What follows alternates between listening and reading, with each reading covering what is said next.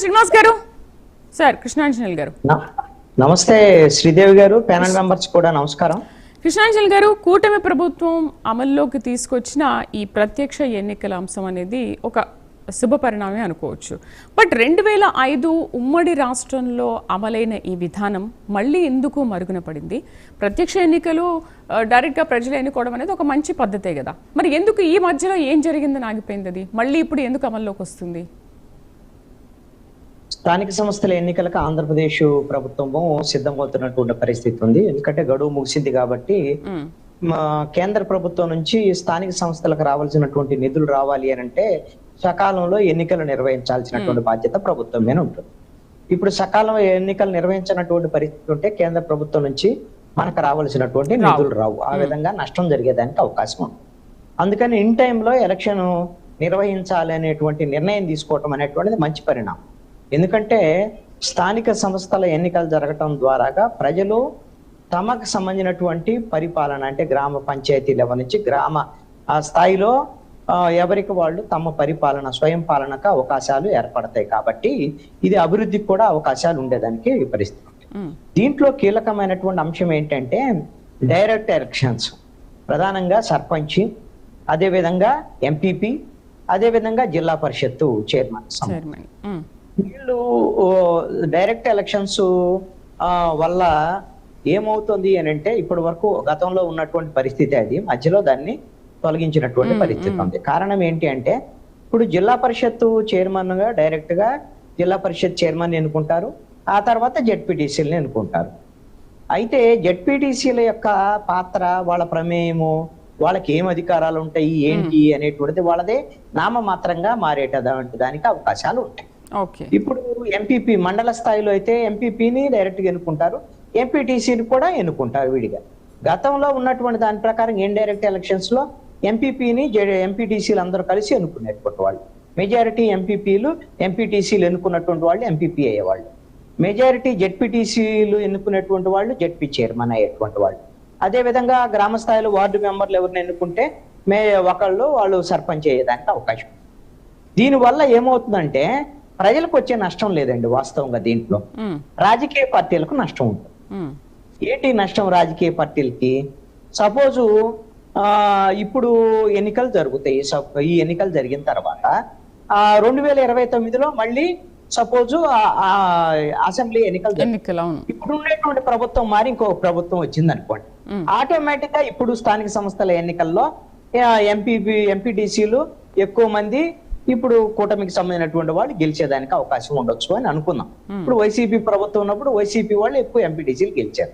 తర్వాత 2024లో ఏం జరిగింది? తర్వాత వాళ్ళు ప్రభుత్వం మారగానే ఎంపీటీసీలు ఆయా నియోజకవర్గ మండలాల్లో గతంలో వైసీపీ గెలిచినటువంటి వాళ్ళు తెలుగుదేశంలోకి రావటం, ఆ తర్వాత ఎంపీపీని దించేయటం, మళ్ళీ వీళ్ళు ఇంకొకరిని ఎన్నుకోవటం, అదే విధంగా జెడ్పీ చైర్మన్ ని జెడ్పీటీసీలు పార్టీలు మారటం, జెడ్పీ చైర్మన్ ఇంకొకరిని ఎన్నుకోవటం, ఇలాంటివన్నీ పార్టీలకు సంబంధించినటువంటి సమస్యగా ఉంది. అంతే తప్ప ప్రజలకి ఆ విధమైనటువంటి ప్రజాస్వామ్య వ్యవస్థలో మెజారిటీ జెడ్పీటీసీలు ఎన్నుకున్నటువంటి వాళ్ళు జెడ్పీ చైర్మన్ అయితే మంచిదే, మెజారిటీ ఎంపీటీసీలు ఎన్నుకున్నటువంటి వాళ్ళు ఎంపీపీ అవుతారు, అదే విధంగా మెజారిటీ వార్డు మెంబర్లు ఎన్నుకున్నటువంటి వాళ్ళు సర్పంచ్ అవుతారు. అంటే ఇప్పుడు ఈ డైరెక్ట్ ఎలక్షన్ వల్ల సార్ ఈ డైరెక్ట్ ఎలక్షన్ వల్ల కలిగే ప్రయోజనాలు ఏంటంటారు? అంటే ఇప్పుడు అధికార పార్టీకి ప్రయోజనమా లేకపోతే ప్రతిపక్షానికి ప్రయోజనకరంగా ఉంటుందా ఈ డైరెక్ట్ ఎలక్షన్స్ వల్ల? అంటే ఎవరు అధికారంలో ఉంటే వాళ్ళకి ప్రయోజనాలు ఉండేదానికి అవకాశం.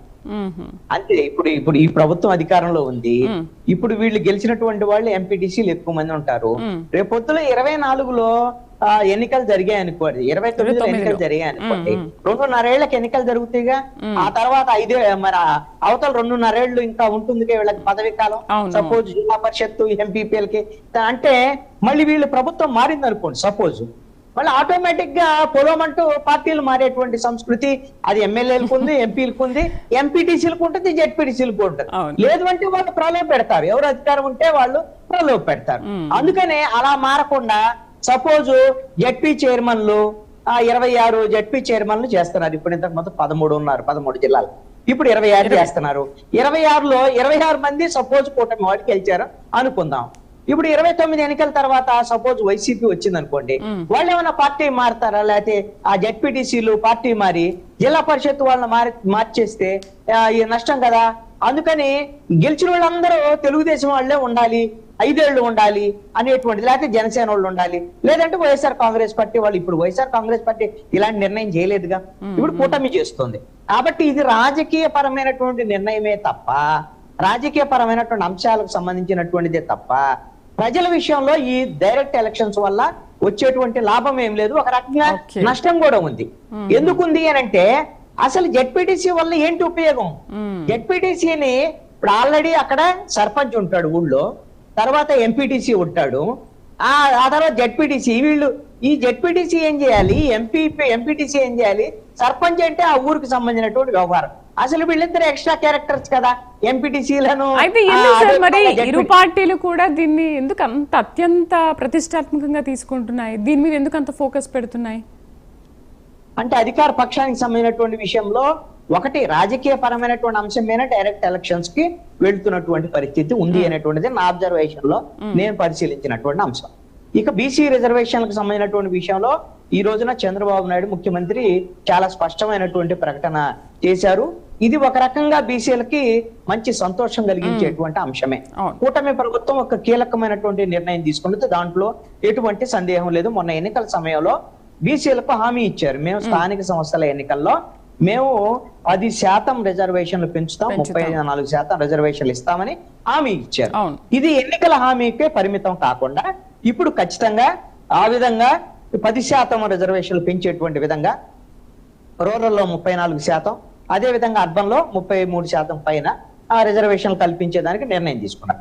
దీంట్లో ఉన్నటువంటి ప్రధానమైనటువంటి సమస్య ఏంటి? వాస్తవంగా అయితే గతంలో వైసీపీ అధికారంలోకి రాకముందు 34% రిజర్వేషన్లు ఉన్నాయి బీసీలు స్థానిక సంస్థల ఎన్నికల్లో.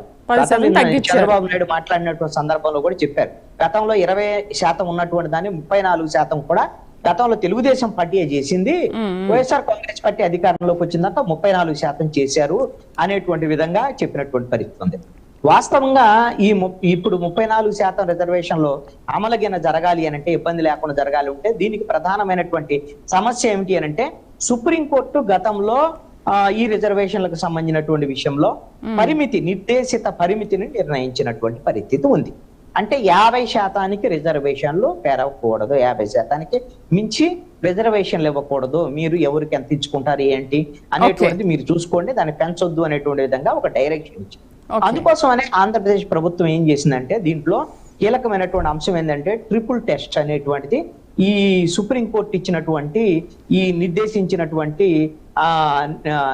పరిమితి, దీన్ని అధిగమించాలి అని అంటే డెడికేటెడ్ కమిషన్ ని ఏర్పాటు చేసి దీనికి సంబంధించి బీసీలకు సంబంధించిన సామాజిక ఆర్థిక వాళ్ళ వెనుకబాటుతనం మీద ఎంపిరికల్ స్టడీ చేసి ఎంపిరికల్ డేటాను తయారు చేసి అందుకు అనుగుణంగా వాళ్ళకి న్యాయపరంగా 34% రిజర్వేషన్లు ఇవ్వచ్చు అని డెడికేటెడ్ కమిషన్ కూడా ఏర్పాటు చేసింది. కాబట్టి బహుశా న్యాయపరమైనటువంటి చిక్కులు లేకుండా ఈ విధమైనటువంటి 34% రిజర్వేషన్లు ఇచ్చేదానికి అవకాశం ఉండొచ్చు. ఇది వైఎస్ఆర్ కాంగ్రెస్ పార్టీ ఇచ్చిన దానికన్నా ఖచ్చితంగా 10% ఎక్కువ.